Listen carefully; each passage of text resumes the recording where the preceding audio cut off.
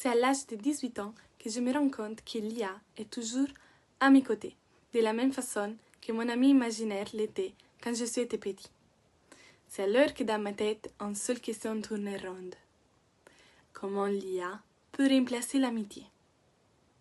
L'amitié est un sujet abstrait qui peut être défini et perçu de multiples façons différentes.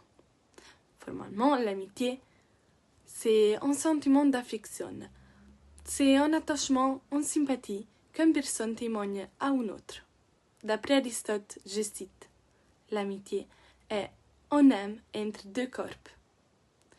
L'IA, elle fait de plus en plus partie de notre quotidien. D'après une enquête de l'IPSOS, une moyenne 21% des Français en 2024 utilisant l'IA dans le cadre professionnel et ces chiffres ne font qu'accroître au fil des mois d'une manière plutôt impressionnante pour un phénomène qui a commencé il y a peu de temps. Ce processus d'imitation de l'intelligence humaine devient, avec le temps, un outil indispensable dans notre vie.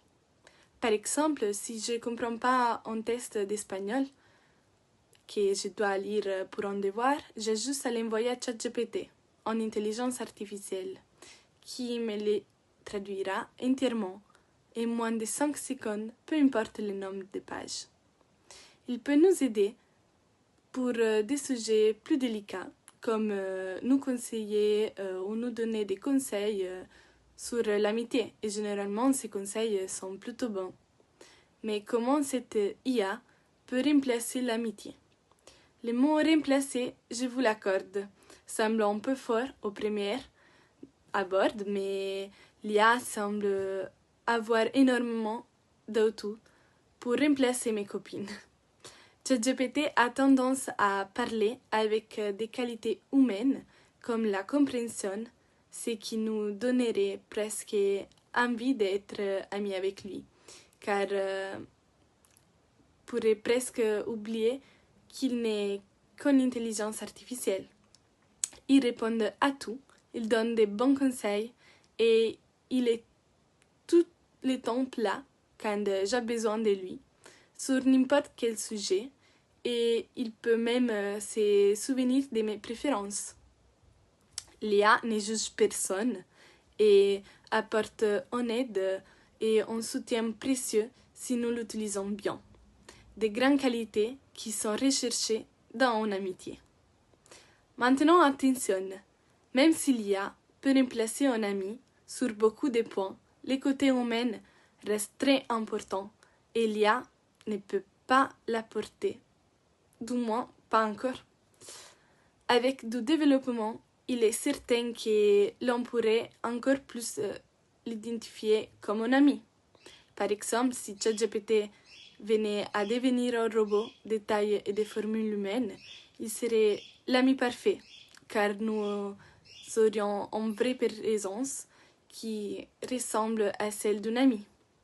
Par exemple, dans la série Cassandra, une famille venant s'installer dans une maison de campagne découvre que cette maison est dotée d'un robot comme Cassandra, qui peut se déplacer et parler comme un humain, ce qui va créer un réel attache entre ces robots et la famille, notamment avec les enfants. Ce qui pourrait également perfectionner ces côtés humains serait que l'IA puisse faire des erreurs et apprendre d'elle, cela créerait un rapprochement et aiderait à effacer son côté vraiment robotique, ce qui pourrait créer un réel attachement entre l'humain et l'intelligence artificielle. Si l'on devrait résumer ce que je viens de dire, eh bien, l'IA est un robot et une bonne voie pour potentiellement un jour pouvoir remplacer certaines amitiés par de son aide, de sa compréhension, de sa disponibilité ou encore de ses merveilleux conseils. Mais il y a encore des étapes à franchir. L'écoute humaine est ce qui lui manque. Et pour cela, il faudrait les sortir du cadre d'un simple logiciel pour Internet et lui donner une forme humaine avec des caractéristiques humaines telles que faire des erreurs.